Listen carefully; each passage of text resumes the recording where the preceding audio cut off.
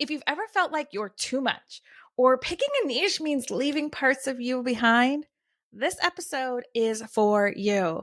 You're not scattered. Guess what? You're multi-passionate, and that's okay. That can be a superpower.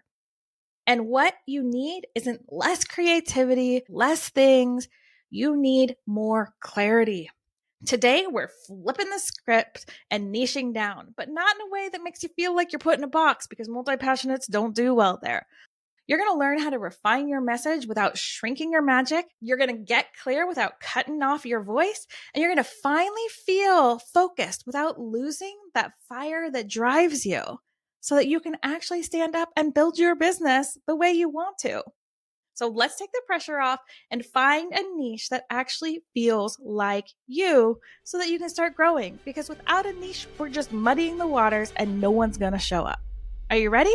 Well, let's go. Welcome to Beyond the Downloads, the show that dives deeper than stats and charts to reveal the real impact of your podcast. I'm Jennifer Dragonette, founder of the Bold Action Collective, where we believe that bold moves truly spark transformation.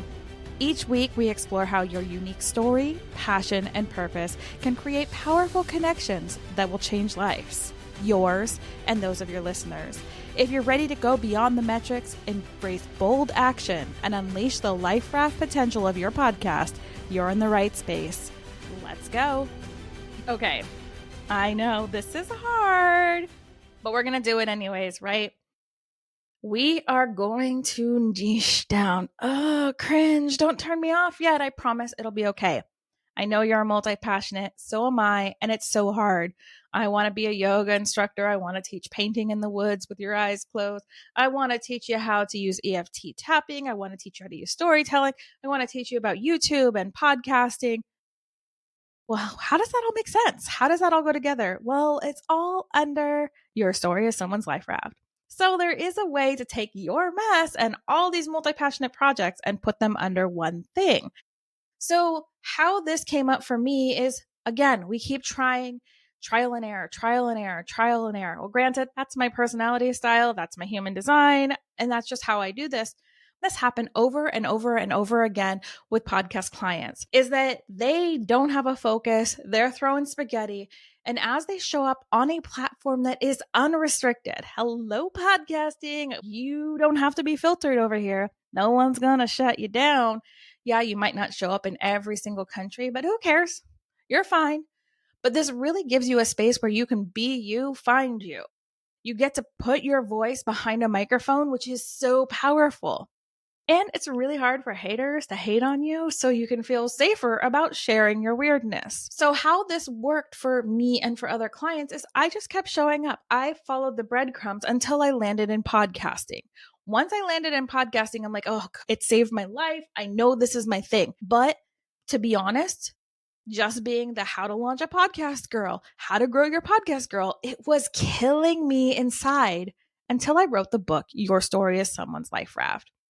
Then what I realized is I really was into storytelling.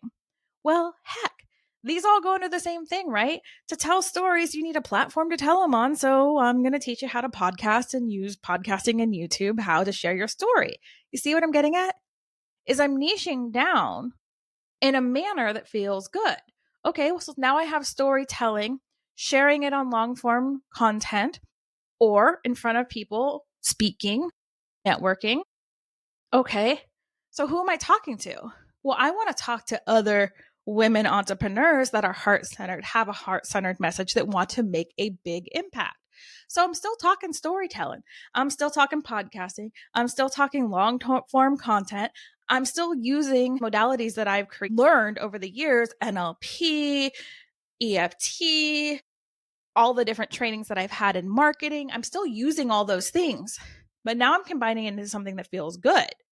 So I take it a step deeper. Well, I'm now talking to the entrepreneur, multi-passionate, heart-centered, that wants to use long-form content to grow their business. Okay, we're getting somewhere. That has a powerful story, that wants to make an impact, that maybe wants to show up on stage, that also wants to create some legacy content, that's a little burnt out from social media, who has tried a bunch of other programs in the past that have just left them more burnt out and haven't actually moved the needle forward in their business. See, we're getting down. So this is the main tip for you. Like, we want to embrace that multi-passion. I have combined things that I love so that I can bring it all out in the world. I also have a certification and actually have a news pass for a photography for a newspaper in New York. I've done the training. I have award-winning photographs up in their buildings. So I've combined in my programs how to create content, how to shoot your own mini photo shoots. See what I'm saying? But it's all under storytelling. My niche is storytelling to grow your business. Now we're niching down to storytelling to grow your business for female entrepreneurs with multi passions. And we keep going down and down. But see, I don't feel like I'm in the box because I can share with you one day storytelling. I can share with you one day tech. I can share with you one day how to launch a podcast, YouTube strategy, SEO strategy, storytelling, how stories impact your life. Story is someone's life raft. I have this blanket, but you can see it's still a pretty focused niche. So when you have all these passions, it really does help to look at it from this like huge win. Well, let's talk about one of my clients and their multi passions. They do social media management and they have a sobriety brand. Well, how does that work together? It's great.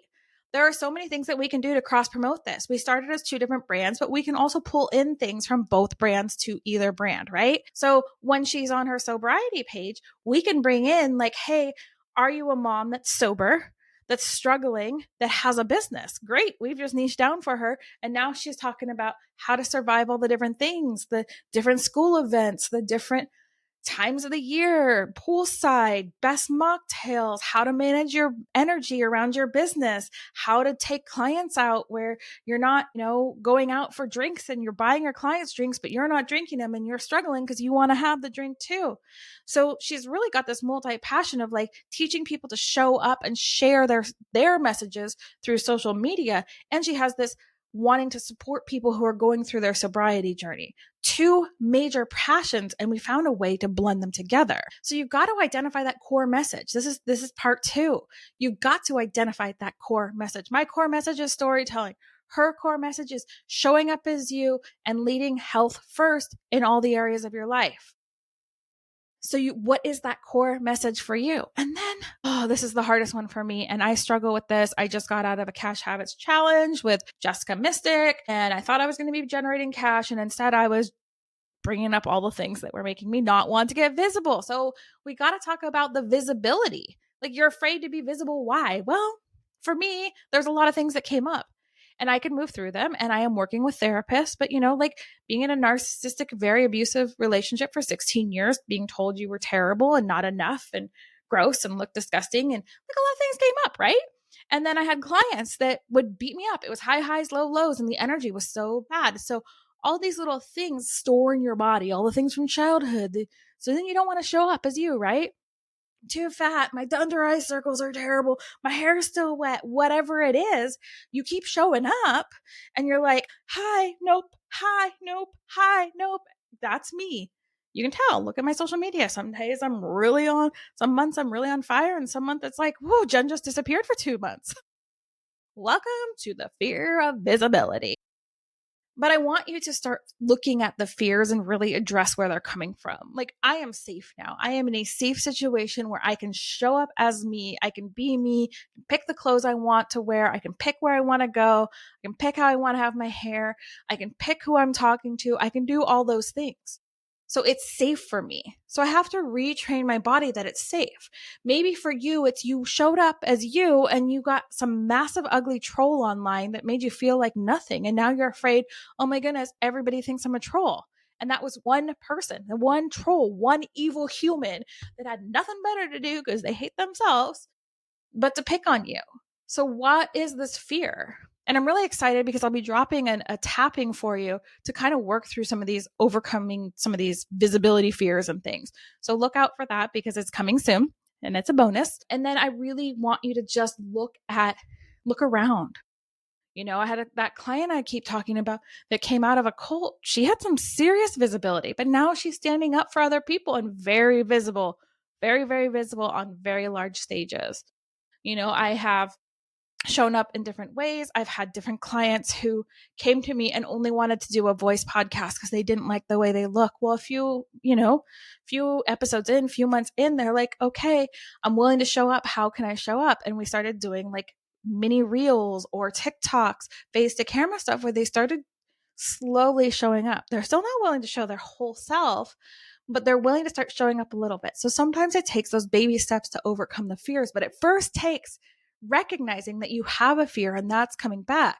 We don't have to know where that fear came from. We don't. We just don't. It doesn't matter. If you're spending all your time figuring out, why is this wrong? Why am I afraid of this? Basically, what you're doing is you are cycling that over and over and over and over again. I had some very clear things that popped up in my mind, so it was easy for me to identify, boop, move through. So I don't want you getting stuck in it trying to figure out, oh, well, where'd this visibility? No. That's an excuse. That's another way of hiding. Yes, you just got called out. You're welcome. Because I call myself out for this all the time too. So here's the thing is you do need to identify that you at least have the visibility fear. And then if you have some that immediately come up, I don't want to be trolled. I never want to be put in a situation where my life is dictated to me of where and who and what I can go and when I can go do things, or dictated to me that I wasn't worthy because of the way I looked and that other people were more worthy. So I never want to be in that situation again. So I make sure to make that clear in all the other areas of my life. So some of my visibility fears, although it came from a relationship, that relationship, I kept pulling in clients that were just like them until I realized that my fear was not having this external pressure and letting it be too good. And then when I felt like my life was too good and showing up was too good, then visibility fear came in because I'm like, oh, it's all going to be taken away from me. So I'm going to take it away from myself first so that I can have control. So really look at your visibility fears. If you know where it came from, great. If you don't dwell on it. Figure out that it's there and what little tiny action can you take to move forward.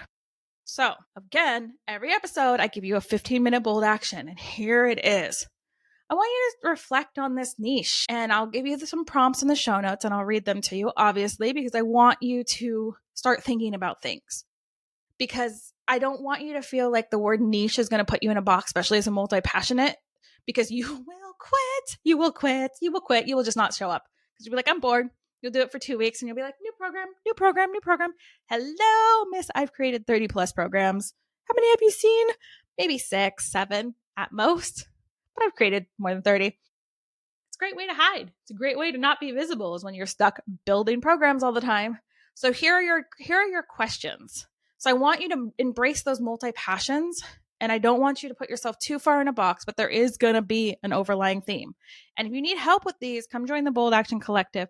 Created this because I didn't want people to spend thousands and thousands of dollars to try to get clear and get support. You actually get 20 minutes every week of my eyes on your business. We look at what's going on. We create an action plan for the week. And you also get feedback from the other community members. And it's only $97 a month. I mean, come on. It's almost like free coaching, right? It's like high level coaching. And yes, it's a group atmosphere, but you get that one-on-one time every week inside group coaching.